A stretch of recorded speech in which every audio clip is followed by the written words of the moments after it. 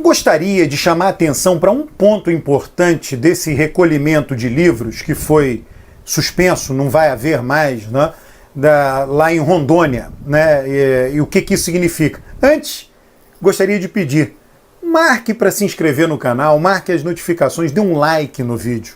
Obrigado.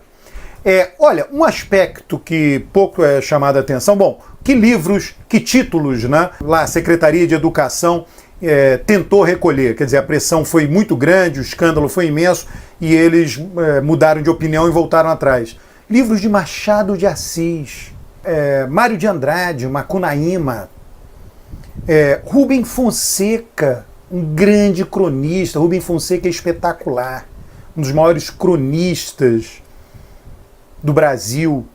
Os Sertões de Euclides da Cunha. Sertões é iniciado com uma descrição física, geológica, de onde aconteceu aquilo. Muita gente está colocando, olha, isso é o início do nazismo, aí põe fotos lá do regime nazista na Alemanha tocando fogo em livros. Esse é um ponto. Eu queria chamar a atenção de outro ponto relevante. Tá? Vivemos em sociedade, o Brasil é um país continental, toda sociedade tem símbolos comuns, coisas que unem aquela sociedade, a bandeira, o hino, a língua falada, todos falamos, entendemos a mesma língua, alguns gostos nacionais, o futebol. Então, se para qualquer lugar do Brasil que você for e conversar sobre os times de futebol, todo mundo vai conhecer os times de futebol do Brasil. Então, existem valores compartilhados que mantêm aquela sociedade junta. A polarização política hoje no Brasil, a gente precisa prestar atenção nisso. A polarização política, ela está começando a minar algumas coisas. Qual é o maior autor da literatura brasileira? Muitos dizem Machado de Assis. Seria um autor comum a todos, a esquerda, a direita, centro, todo mundo, Machado de Assis. Um cronista da época, alguém que escreveu com um português absolutamente brilhante. Eu me lembro, na minha formação, né, os professores me diziam, olha, quer escrever bem? Faça uma coisa, leia Machado de Assis. Leia muito, muito, muito, muito Machado de Assis. Ali você vai entrar em você por osmose o bom português, a boa escrita. Leia Machado de Assis, Graciliano Ramos e outros. Né? Então, o que né, a gente não pode tornar? Então, tem livros de direita e tem livros de esquerda. É verdade, isso existe, tem literatura. Eu vejo até as pessoas, eu, né, como alguém que veio da universidade, do mundo científico, eu leio livros que são científicos, não são nem de direita nem de esquerda. Podem ter recortes, né, a abordagem inicial é essa ou aquela, mas eles precisam ter evidência. Eu vejo pessoas que leem coisas que só reforçam as suas crenças. Eu leio, eu mudo, né?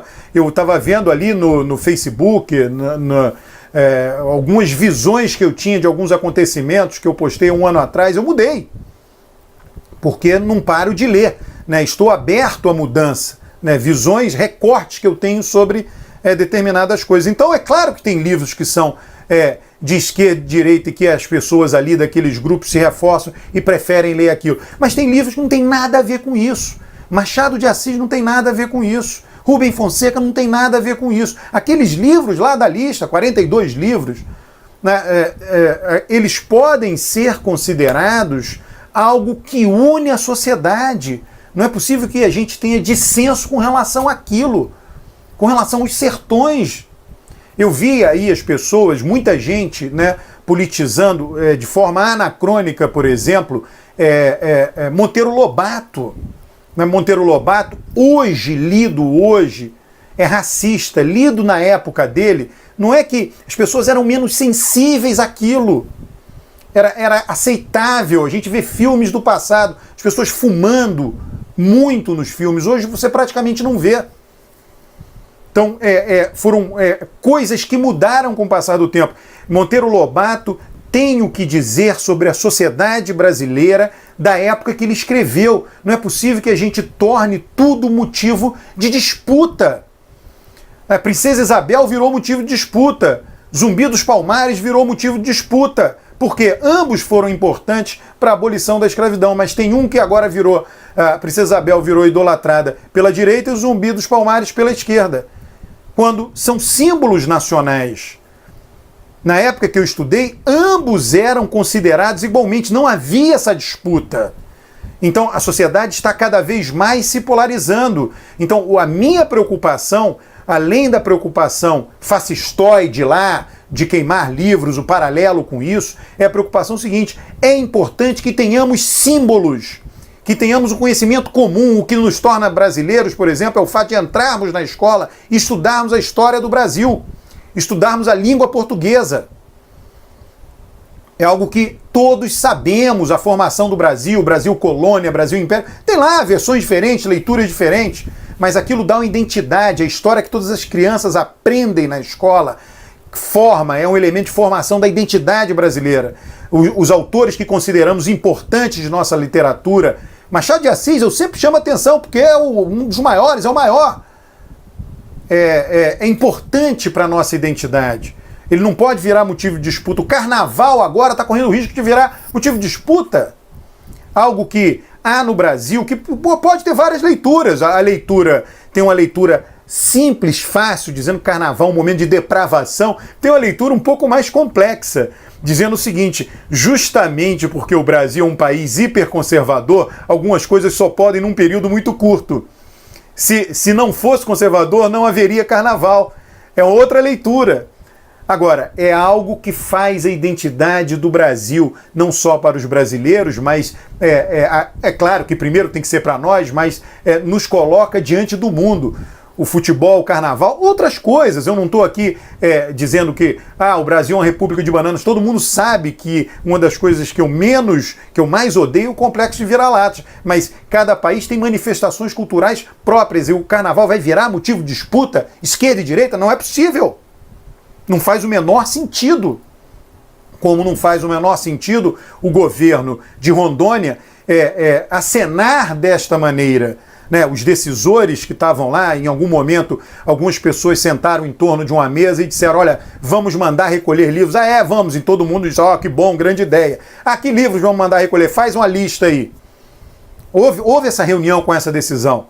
Em nenhum momento passou pela cabeça dessas pessoas que nós, brasileiros, de toda a sociedade, ela precisa de elementos de união nacional. Que vários autores ali são nacionalmente importantes, que ensinam para os brasileiros o que é o brasileiro, que são cronistas de época, são cronistas de hábitos do Brasil.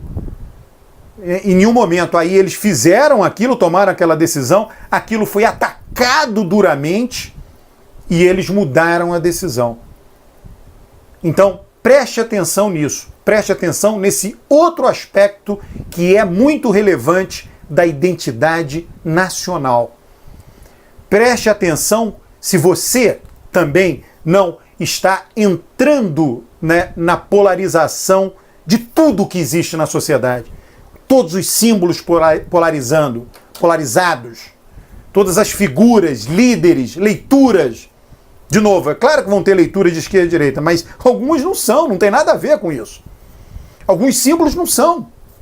A polarização, nesse aspecto, ela é uma ameaça. Não vou dizer a unidade do país, é claro que estamos muito longe disso, mas é claro que podem começar em algum momento movimentos separatistas, né? Eles existem, né? Mas eles são irrelevantes, eles podem se tornar mais relevantes. Teriam causas mais amplas. Eu estou querendo pegar esse exemplo de Rondônia e chamar a atenção, utilizar esse exemplo para chamar a atenção de algo mais sutil, que vai além do queimar livros fascistoide, do queimar livros fascista, e lembrar que nós temos elementos comuns que seriam importantes que nos unissem. E de forma, as leituras podem mudar, pode ser que um dia Rubem Fonseca não seja mais lido, Machado de Assis não seja mais, não sei. Acredito que Machado de Assis será sempre lido. Agora, depende de nós, né? Entendermos, valorizarmos, compreendermos a importância do autor e entendermos que ele não tem nada a ver com disputa política, que Os Sertões não tem nada a ver, Os Sertões é um livro formidável. Agora, É um livro da época. Se alguém for escrever de novo sobre aquele mesmo fato, aliás, muita gente já escreveu, aquilo está super especializado, então vai ter o departamento de geologia escrevendo sobre a geologia lá da região, um outro departamento que lida com o clima vai escrever sobre o clima, antropologia sobre a cultura das figuras mais importantes, um outro que estuda militares sobre o conflito. Aquilo está tudo num livro. Mudou, o tempo mudou. Agora é um livro que retrata o quê? Uma visão, ele não pode ser objeto, é uma loucura ele ser objeto de disputa política. Esse é o recado.